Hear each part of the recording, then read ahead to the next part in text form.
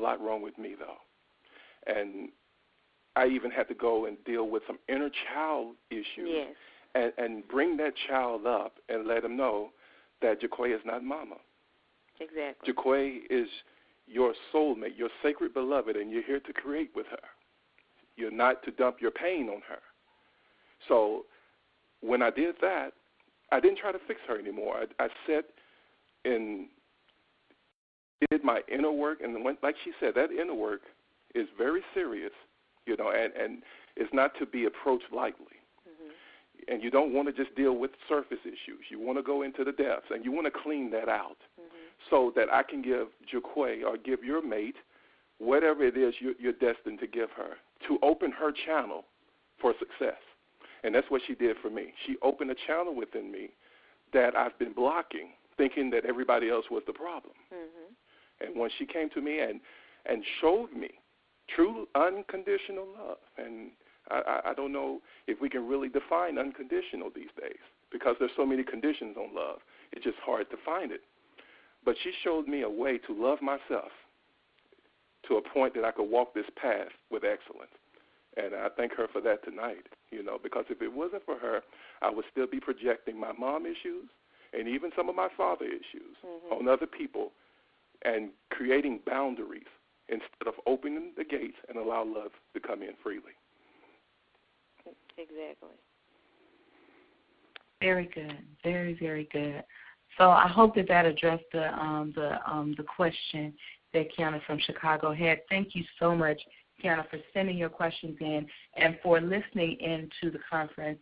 Again, I want to make sure that everyone knows that this Master Force teleconference is an interactive teleconference, and please make sure that you press number 1 if you have a question, and we can talk about it. And I just got the message from Kiana that yes, absolutely, and thank you all very much for that. Absolutely. Wow. Very, very powerful. Okay.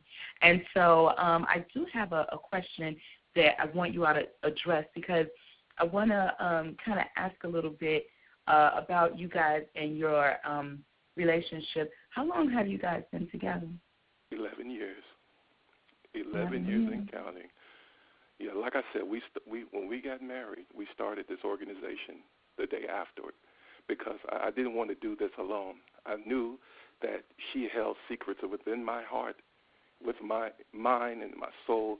I couldn't do it alone. I knew she was a part of it. So the day after we got married, we started this organization 11 years ago, both of those are 11 years in the making. Absolutely. So beautiful. Don't regret a day. That's so beautiful. You said today. I heard you. Right. I heard you. I got you. I hear the healing in that. I hear the healing. Okay. Okay. What I want you to address right now, and each of you can chime in, are you present to a shift in your relationship that is different from your previous years? And you mentioned it a little bit, but if you could kind of dig into it just a little bit more and maybe even address it as this part of the age of Aquarius. Like I said, I know you touched it, but if you can fill it out a little more for us. Sure. Well, for me, I have seen, instead of, like I said, retaliating and fighting against each other, we just made an agreement to resolve these painful issues together and within ourselves. So with saying that, in the beginning, I would make demands upon her that only I could fulfill within myself and with my own soul. Now, a shift has happened to where when I feel myself projecting on her, I immediately sit down and bring a peace about within myself, that I don't create more pain, because when you keep creating pain, you keep creating more resentment, you're going to suppress some of that. You're not just going to let it go. I know it feels like it's just flying out the window, but we're putting that somewhere, and it lies within our unconscious. And it'll get to a point where she may just do something super simple, but I will blow up and go off because I didn't deal with that pain months, maybe a year before. And that has happened with her also. So the shift is, it's not her fault anymore, and she's not to blame. And you just can't continue to blame your mate. If you're with your mate and you are together, destiny has brought you together for a purpose. You know, a shift has happened from, I'm not so much, you know, involved in just the attraction purpose. You know, a lot of people get married out of attraction, out of sexual needs. Now, in this age of Aquarius, what are you going to create from being together? What are you building? What legacy are you leaving behind?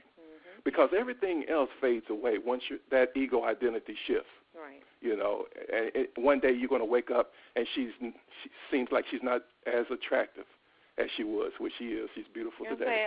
You trying to tell me something? But yeah, I knew you would go there. I had to just put that small disclaimer in. Now, I will continue. But people wake up and just feel like, I'm not in love with that person anymore. No, you have just shifted and ascended and you don't know it. Now, we mentor people into recognizing that ascension instead of just giving up on the relationship, when all they need to do is just sit down and shine some light on their pain. Sweetie, you want to finish with that? Yeah, and take their projections back. Take them back. That's what we've done in our relationship. That's where the shift came in for us. Is relationships, like he said, is no longer about blame, but taking responsibility for your own emotions and your own reactions and your own expectations, and understanding when you are projecting your voids on one another. And one thing that we do, we're human. Sometimes you get caught back up in your trances. We do. And when you get caught in your trance, that's why we're here, is to call each other out of it. You know, we'll have a situation, or I'll have a situation where I'm talking to him and I'm in my trance, and he'll look at me and he'll say, you know, I'm not your father. And I have to realize that I am projecting that issue on him. And I have to put it back, because I say I like to take my projection and keep it in my pocket. There you go. Because if I keep it before me, if I keep my projection in my pocket, I'm always conscious of when it's trying to put me back in this cycle of pain. We chose to not be victims anymore. There you go.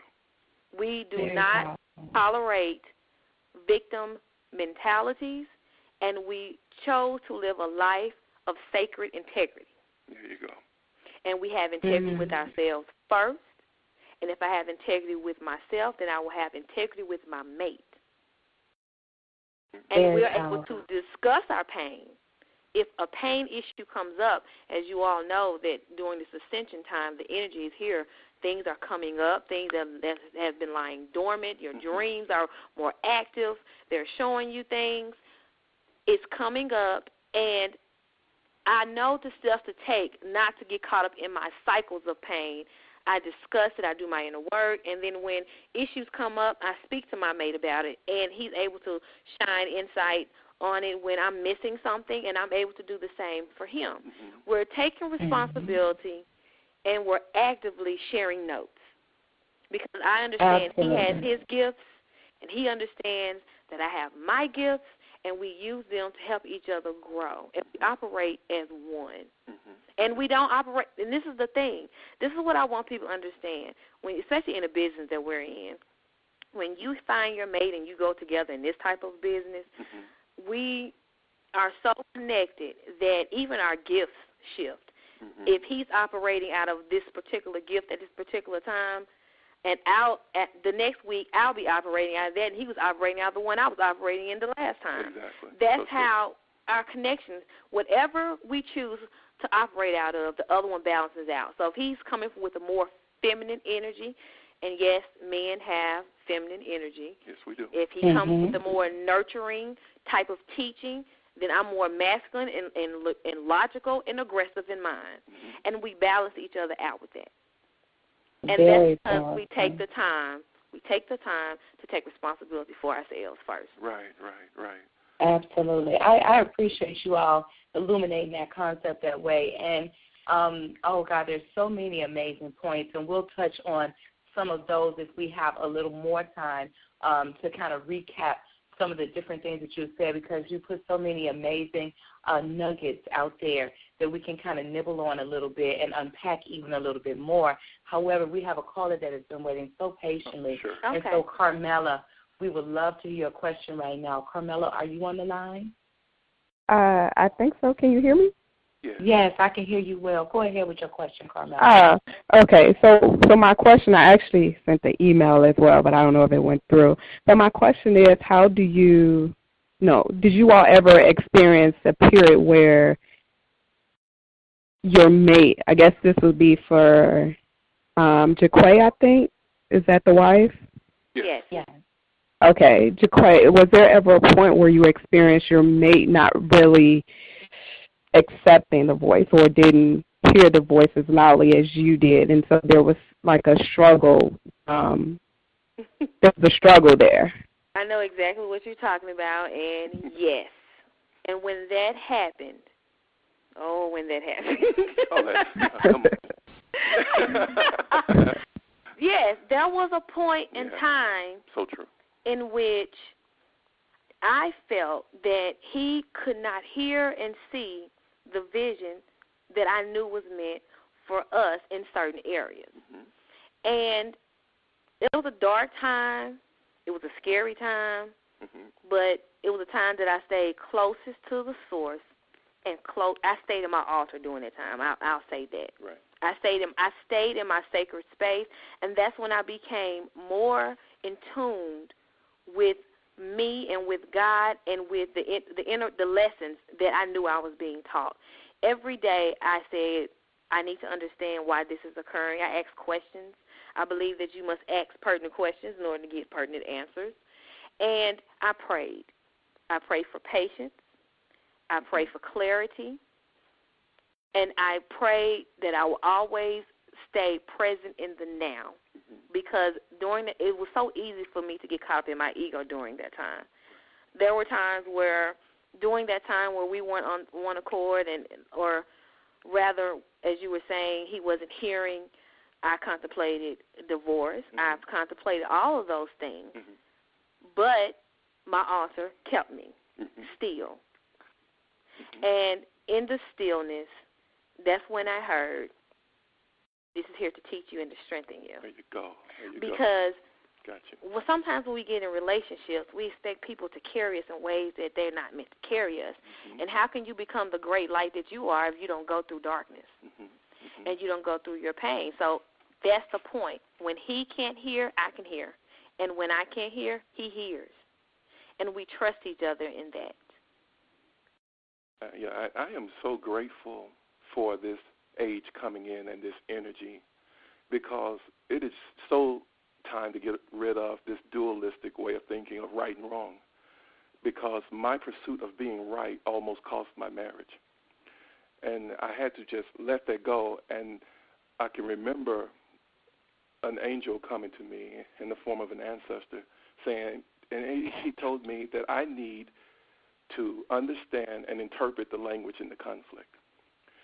In that conflict, there was a language being spoken, and it wasn't about right and wrong. It was about resolution within.